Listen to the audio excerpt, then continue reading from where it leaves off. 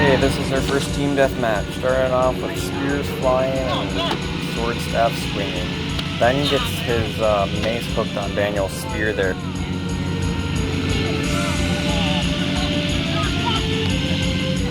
Daniel eventually won out. I think one of his comrades killed him. Killed Ben.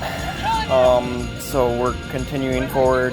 That big guy right there, he showed up for one random game, but he was super good. For as big as he was super agile.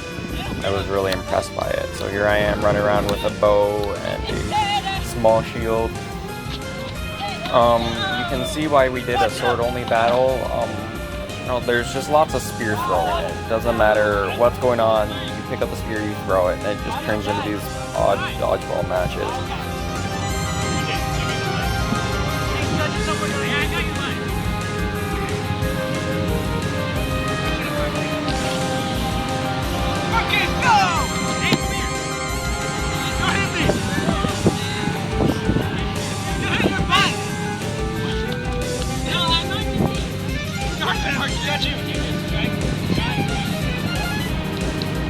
See, we're kind of skirmishing back and forth. We're keeping our distance. We're just kind of shooting at each other from afar.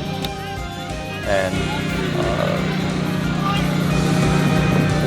the skirmishing is fun and all, but it gets boring. That's why we did a sword-only match. But as we skirmish back and forth, looking back on this, I really wish I had dropped my bow, because with the opponents that were left, I would have had a lot better time picking up a sword.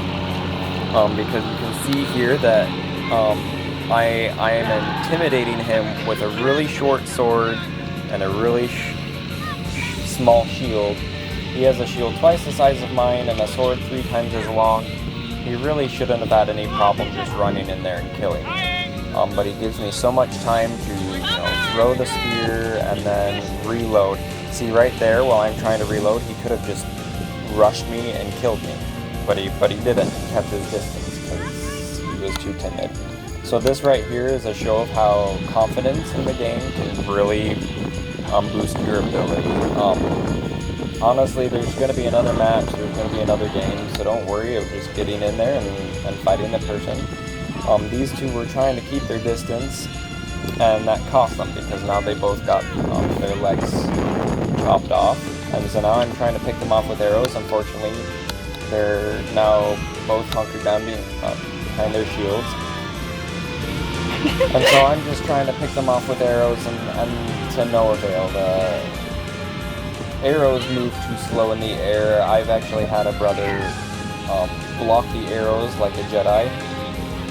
Right here, I really wish I would have taken the spear and I would have used it as a spear instead of a javelin.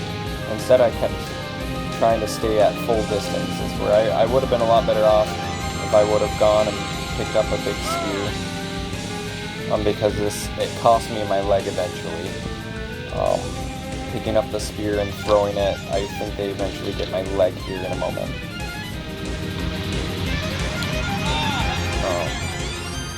That's a problem with homemade arrows. Sometimes the knocks aren't big enough for the string and they just slide right off and misfire. Right here, I should have just used the spear as a spear and poked at them from a distance, but I didn't, and it just pushed the battle longer than anybody wanted it to do.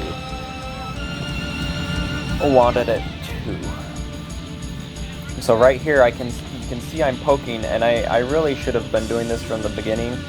I should have dropped the bow, but I insisted on trying to continue to use the bow, and so right there he gets my leg, and I have this spear, and I throw it like an idiot, and here I am trying to shuffle around with my bow. I really should have just kept the spear and used it to poke them away while I was still on 2 feet. But that's how hindsight works. You always look back and regret your decisions. Eventually he gets a hold of me and kills me, and that was game.